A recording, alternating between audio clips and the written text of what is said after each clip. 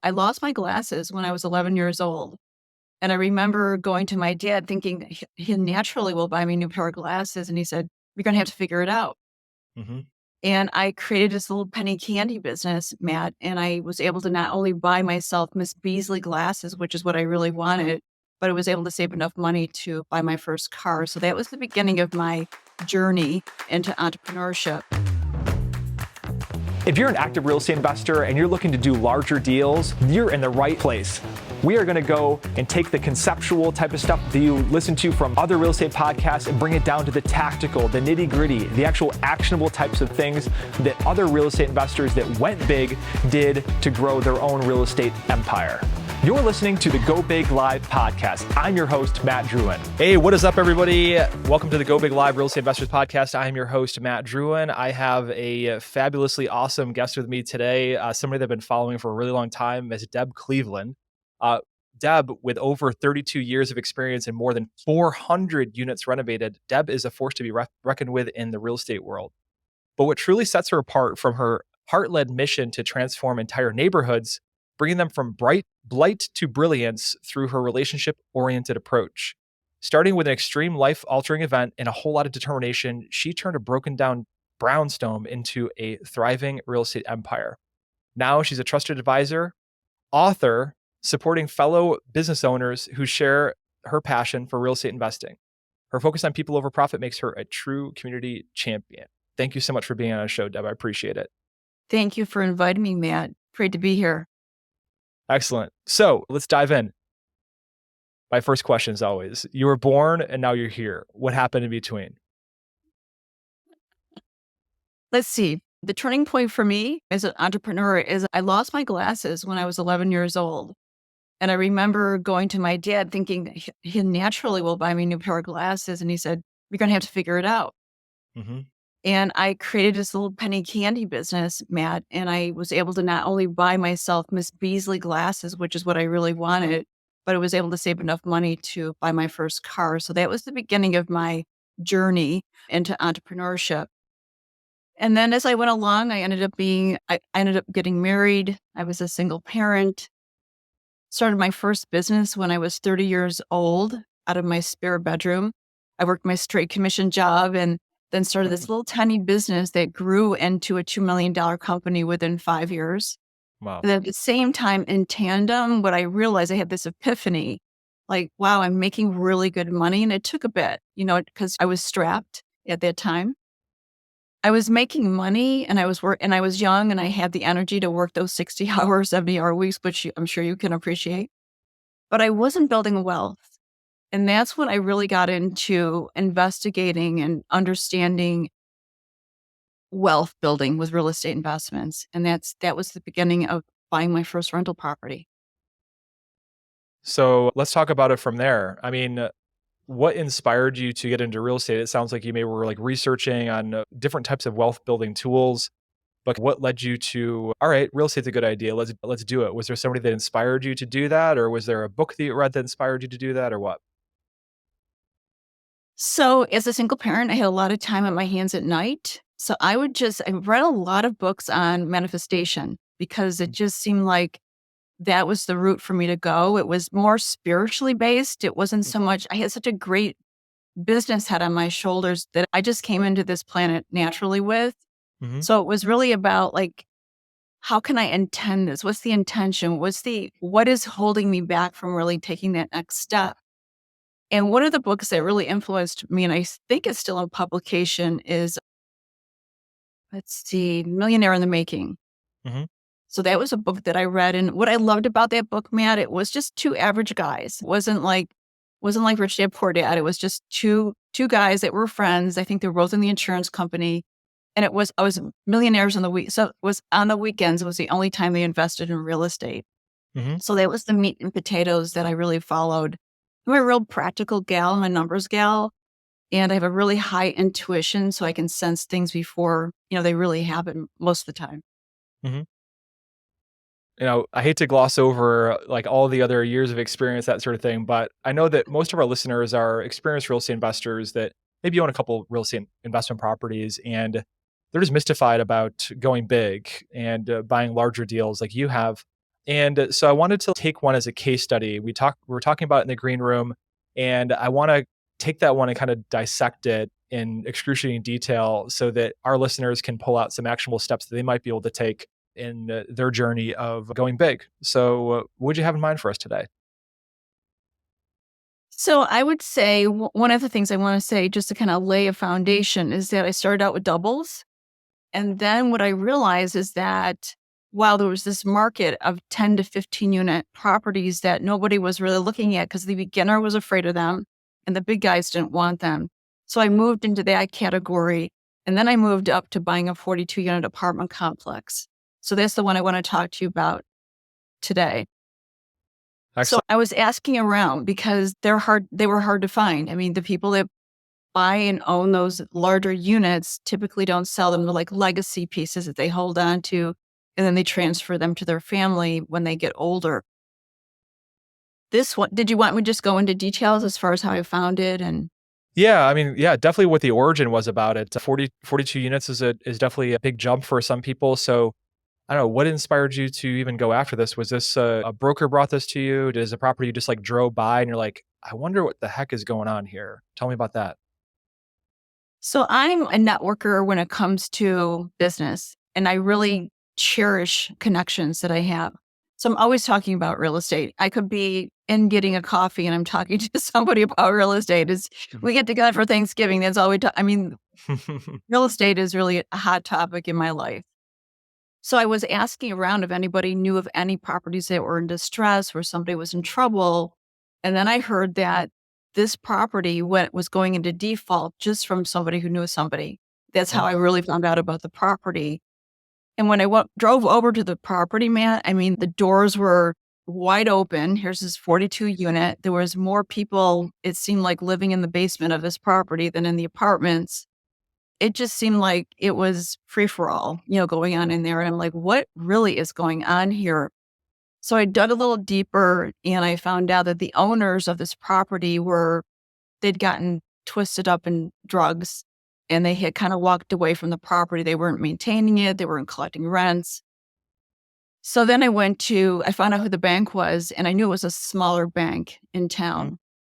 And I ended up getting the keys. I can't remember how I got the keys, but it was this huge ring. It wasn't like master, it was 42 keys, this big ring. I mean, I feel like I was a jailhouse girl. I had it like on my belt loop. We went to walk into the bank with the keys and I put it on the vice president's desk.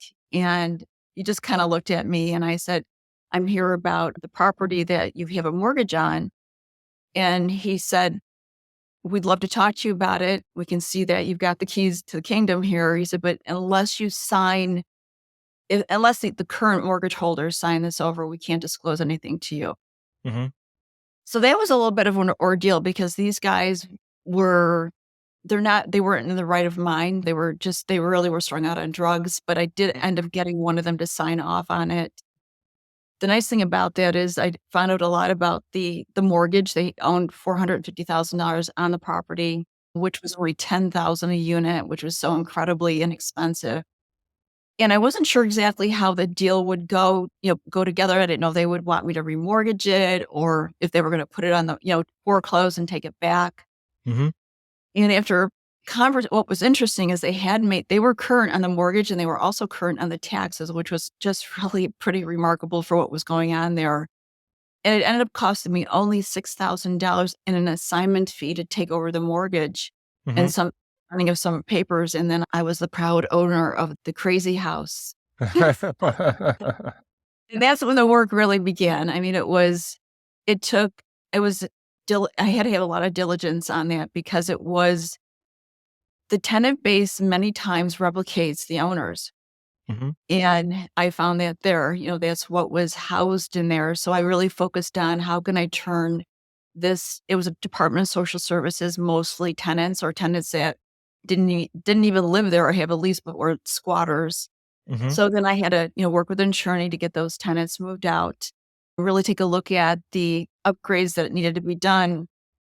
And there really was so much cash flow on that after the mortgage was paid and the taxes and the utility that I was able to, without using pretty much any of my own money, because I wasn't like I was cash rich at the time.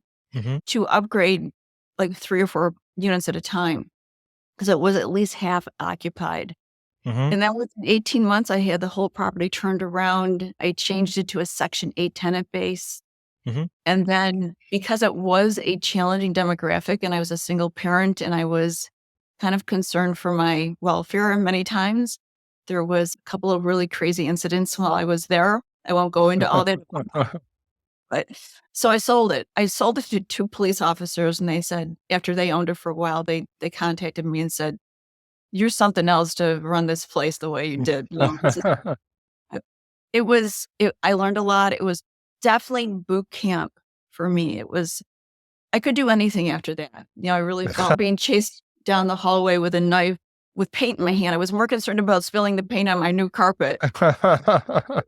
Knife in my back. I guess this woman was all drugged out and I was evicting her and she was very upset with me. I'm like, wow, this is interesting. Mhm.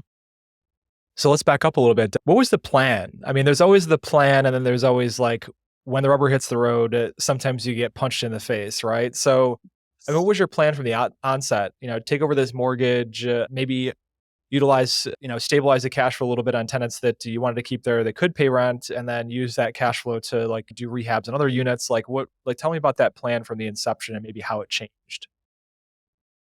So the plan was more of it being a legacy piece for myself. That was the original plan. What it was at least $1 million building at the time. I mean, this is about 20 years ago that I did this renovation and purchase. But once I got into it, it was so challenging. I was interested in something that big, but not in that particular demographic because it was a very difficult demographic to serve. Hmm. So as I got into it, I realized that quickly that even Matt, when I turned it over to Section 8, I couldn't change the neighborhood there. I really discourage when I work with clients, I really discourage them from investing in D markets. I call them Hmm. D markets. If you're going to go into market, go into a C burgeoning B market at the lowest end, Hmm. because I've been able to burgeon many markets that are C markets, but D markets, when you're close to even the edge of E, Hmm. is you just can't. There's the line's too far away to get to C, B, so so when I got into it, I changed my hat into a flipper, a Mhm. fixer flipper. I'm like, okay, so how do I get the cash flow, increase the cash flow so that and stabilize it for somebody that really is a specialist in working with Section 8. And I really was. Before I bought that, I owned 84 rentals in Rochester where I primarily housed single parents, children, women with children. Mhm. So I knew a lot about Section 8, but it didn't matter because it still was the environment there was really difficult. The other Section 8 properties that I owned in those tenants were in C neighborhoods. So it wasn't, and they were burgeoning into B neighborhoods. So those were really good investments for me. Yeah, I mean, I think I want to pull on this thread a little bit because a lot of people that are looking to either scale up or get to their first property sometimes get, I'd say what I call low bid syndrome when it comes to acquiring properties. And they're like, I'm buying this thing for $40,000. What could possibly go wrong? And, I'll just do it, convert it to Section 8, and the government will guarantee my rent, and nothing could go wrong in the process. The issue is that, at least in our market, in a lot of markets and Rust Belt towns across the United States, your best Section 8 residents don't want to live in D neighborhoods, right? They They do. want to live in working class, like C plus neighborhoods. So, and you have to pay to play in those markets. You're going to, pay a premium for those types of properties, but in return, you are going to get super long-term tenant in the process. Because I have some Section 8 rentals where, God, I sometimes forget that they exist because they're so hands off. The people treat it as their own home and they're great. But like that other thing there is like you can't, it's like you can't just I mean, I had that thing with like I thought I had the Midas touch after I had some success in real estate. I was like, "Oh, I've been so successful, so I'm just going to apply this success and, into my next thing." And I did the same exact thing as you did is bought a property in like in a D area and I was like, "Well, I can, get this, turned into a C property and attract better tenants." But a lot of times doesn't work out that way. It didn't there for sure. It Mhm. was, yeah, I definitely would encourage people if they're going to invest and they need an affordable property. the lowest you would go is into the C neighborhood and get in the middle of the C closer to B. 100%. So you flipped this property, right? So you put your flipper hat on. I mean, kind of how do things change from then? Were you looking to boost NOI or net operating income as much as possible to juice the asset value on it before you sold it, or were you kind of like midstream and you got approached apropos of nothing by these two police officers when you're doing this? No, I did increase, I doubled the rent there. And that's so common for me. I'll buy a property that's been depleted. It needs elbow grease or sometimes a complete renovation, and I'll double and sometimes triple the rent because I hear these landlords brag about how they've had these long-term tenants that are paying like nothing for rent. I'm like, yeah, and the place is falling down around itself.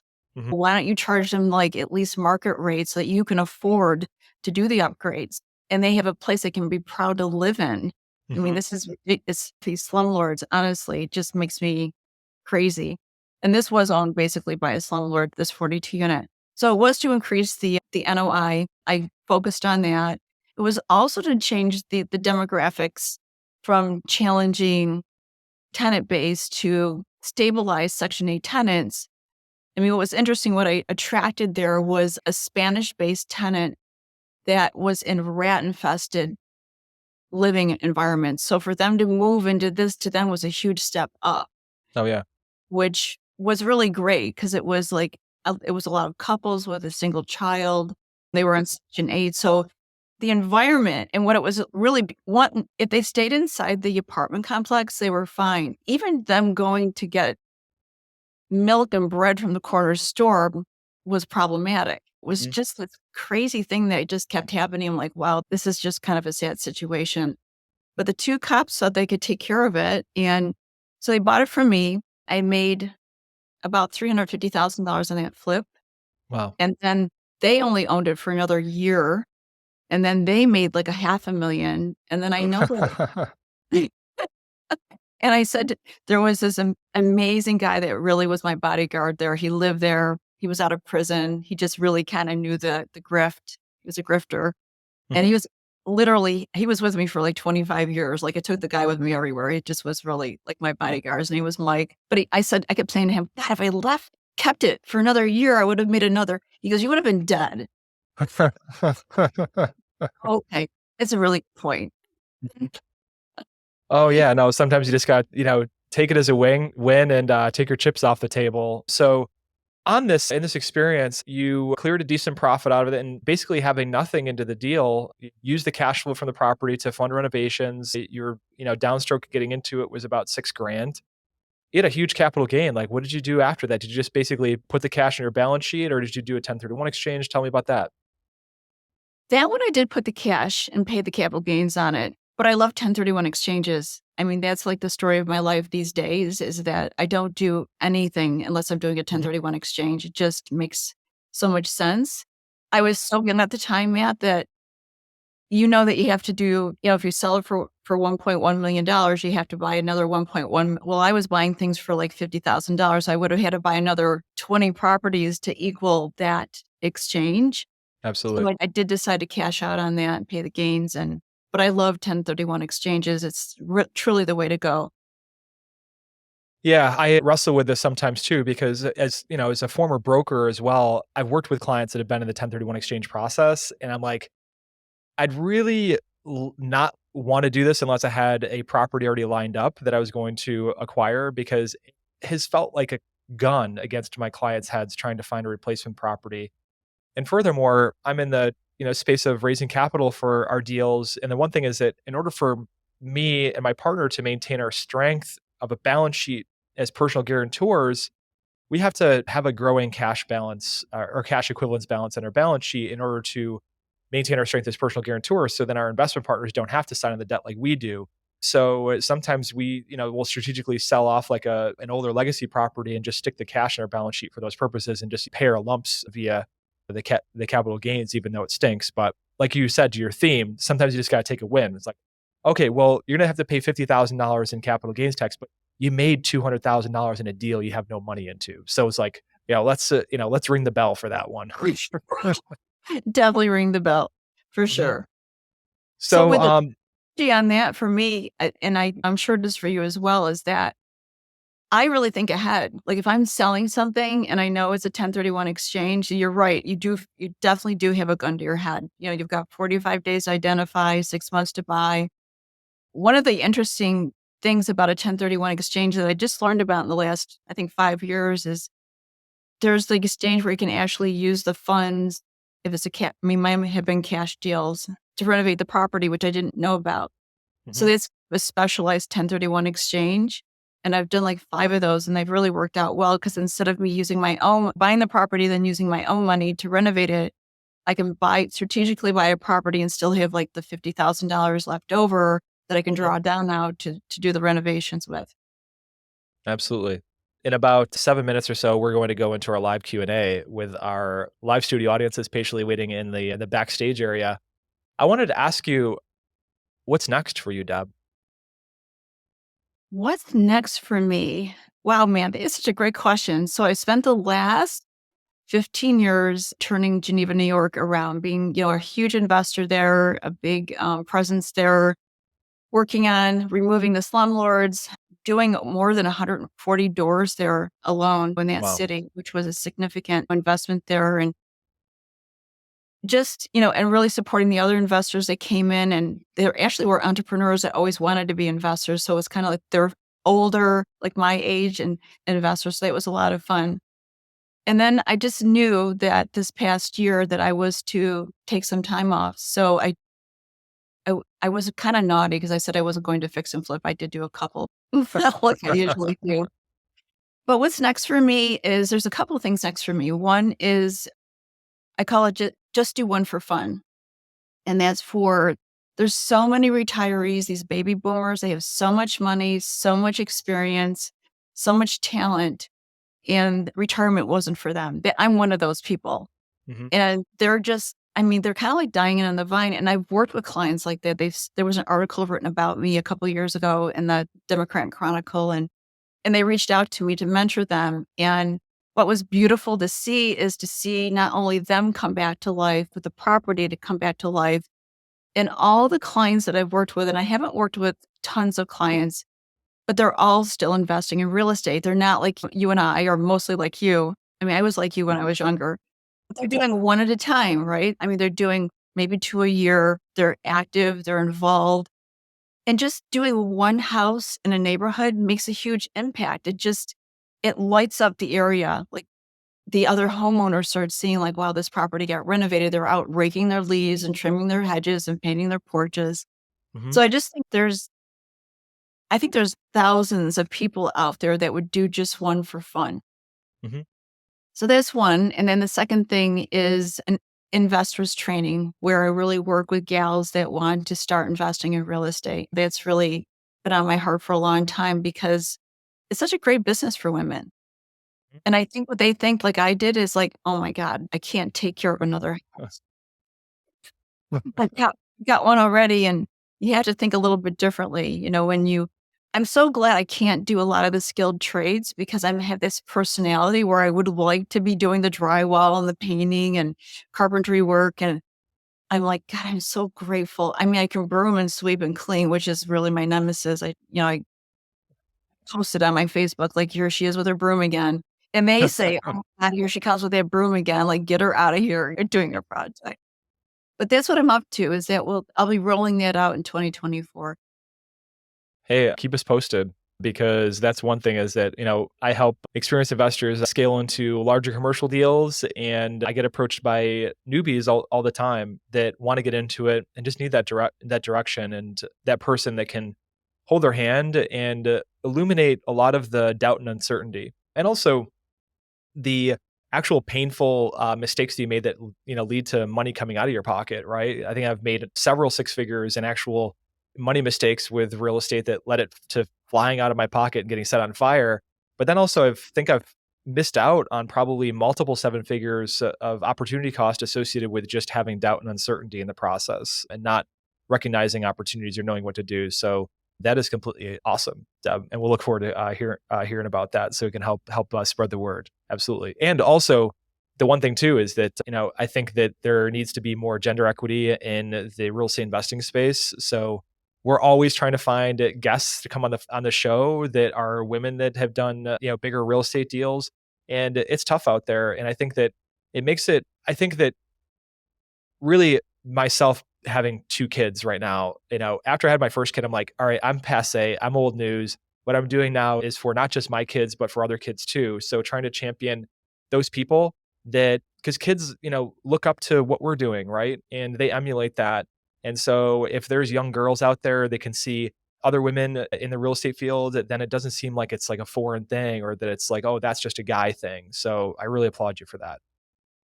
And yet, and Matt, the baby boomers, the grandmothers like me, their grandmothers, to be renovating a house and have the grandkids stop by, like so if you came with the grandkids and like, grandma's like renovating this house, dad. I mean, Hmm. you're right. It affects everyone. I mean, it's one of my greatest stories is really was my first client, and she was a retired executive, and she just wanted to do one. And then her son came to the project with the grandkids, and he was a cardiologist and an attorney. And from the conversations she had with him, with his partners in his core business, they ended up buying a couple of large multi-units. But it was all inspired from her doing that one renovation project. Yeah, it's that ripple effect and butterfly effect that happens out there. So, well, thank you so much. Last parting words, because our target audience is people that are experienced that want to scale up and go big. What's your advice to them?